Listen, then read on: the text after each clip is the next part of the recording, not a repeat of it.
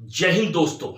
दोस्तों, कहते हैं ना कि everything is fair in love and war. आज मैं टीवी में देख रहा था प्रेसिडेंट यूक्रेन के जेलेंस्की का एक वीडियो, जिसमें वो कह रहे थे कि युद्ध का जो ये 11वां दिन है और ये मेरा हो सकता है आखिरी प्रसारण हो। इसके बाद मैं जिंदा रहूं न रहूं, तो मैंने सोचा कि इन 11 दिनों में लेसन लर्न्ड हमने क्या सीखा और क्या देखा। एक डिफेंस, एक फौजी होने के नाते मैंने थोड़ा सा एनालाइज किया और मैं ये अपने विचार आप सबके सामने शेयर करना चाहूंगा। जैसा कि हमने देखा, इन 11 दिनों में यूक्रेन तबाह हो गया है। रशिया एक पावरफुल कंट्री है और रशिया के सामने यूक्रेन ने जो हिमाकत की है वो एक बचकाना हरकत था। वो भी किस लिए? नाटो कंट्रीज और यूरोपियन यूनियन के भरोसे, जिन्होंने उसका साथ तक नहीं। दोस्तों, पावरफुल कंट्री से कोई भी पंगा नहीं लेगा। इसका मतलब है रशिया से डायरेक्ट फाइट। और कहते हैं ना, ताकत के सामने सब डरते हैं।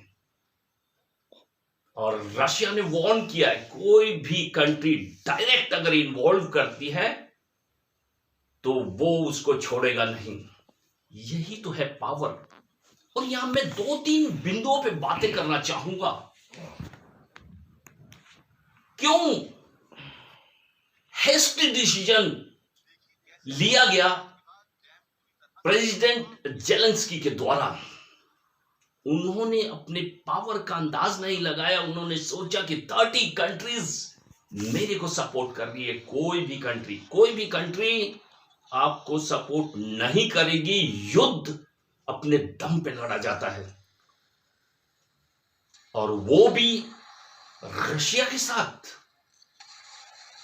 कहां रशिया और कहां यूक्रेन? दोस्तों, आपने भी मिस्टर अभय सिंह, जो रशियन सांसद है एंड पुतिन के एक काफी खास माने जाते हैं, उन्होंने कहा था ये हम यूक्रेन के खिलाफ युद्ध नहीं लड़ रहे हैं, ये हमारा एक ऑपरेशन है।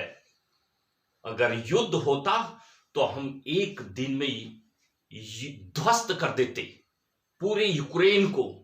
लेकिन वहां पे ह्यूमन राइट की कोई महत्ता नहीं होती। इसीलिए मैं भी मानता हूं कि ये एक ऑपरेशन है। इसीलिए हम सब अपने स्टूडेंट्स को बचा पाए, थैंक्स टू इंडियन गवर्नमेंट, जो इन हजारों बच्चों को सुरक्षित पहुंचाने में कामयाब हुए। Thanks to Indian Air Force for their support, Air India, जो इन बच्चों को सुरक्षित लाने में कामयाब हुए। और ultimately thanks to government and Modi ji, जिन्होंने एक बहुत बड़ा काम किया। और ये कोई भी देश नहीं चाहेगा कि उसके आसपास के देशों में भारतीय स्टूडेंट की यह बातें सुन के हर कोई भारतीय गौरवान्वित होगा। भारत का झंडा था, ये देखकर हमें जाने दिया। यहाँ पे बॉर्डर पर भी जितनी भी आर्मी है और जितने भी लोग हैं, वो इंडियन लोगों को जो एक अलग रेस्पेक्ट और एक अलग जो ऑनर दे रहे हैं, वो आज हमारे लिए सही में प्राउड मूवमेंट है। ये हमें शो करता है कि क्या हमारा आज भारत की वर्ल्ड में वैल्यू है। I am proud Indian. Thank you. दूसरे मुल्क का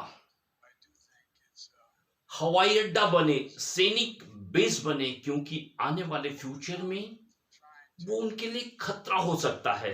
ऐसा ही इंडिया भी नहीं चाहेगा कि हमारे पड़ोस के देश बांग्लादेश में अमेरिका का अड्डा हो, चाइना का अड्डा हो। हर देश चाहता है कि उसका देश सुरक्षित रहे और उसके अड़ोस पड़ोस के देश उसके साथ मिलकर रहे। लेकिन यूक्रेन ने इस बात पर रशिया का साथ नहीं दिया।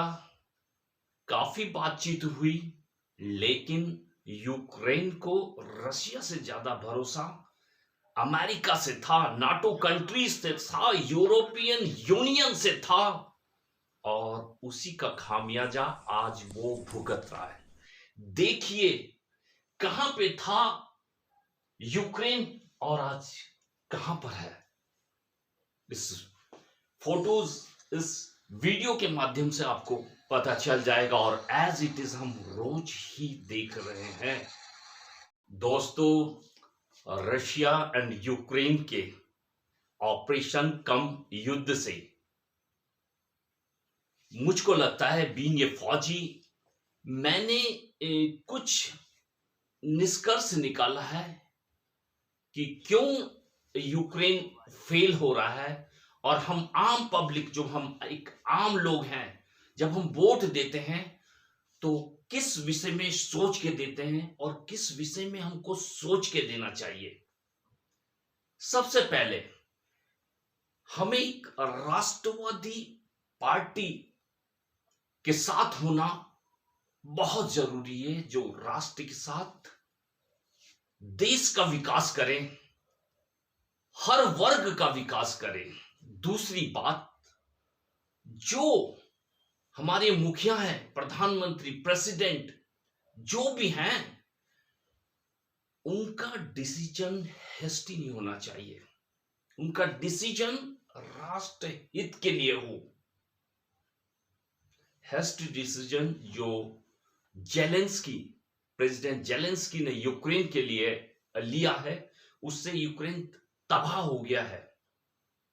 लोगों ने उनको कॉमेडियन कहा और कहा वो देश छोड़ के चले जाएंगे। मैं ऐसा नहीं मानता, वो देशभक्त हैं, लेकिन ऐसी देशभक्ति का क्या करना जिसमें सारा देश और सारी पब्लिक ही डूब जाए, जल जाए, खत्म हो जाए, जो उस नेशन को न बचा सके, वो भी दूसरों के बल पे। अगर आपको फाइट करना ही है तो आप अपने बल पे फाइट कीजिए। इसीलिए दोस्तों, हम सबको चाहिए कि हमारे राष्ट्र की हाथ उनके हाथों में हो, कमान उनके हाथों में हो जो राष्ट्र हित को सर्वोपरि मानते हैं, राष्ट्र के विकास के लिए कार्य करते हैं और इसको आधुनिक हथियारों से लैस करते हैं, ताकि हम सब मोटिवेट हो पाए।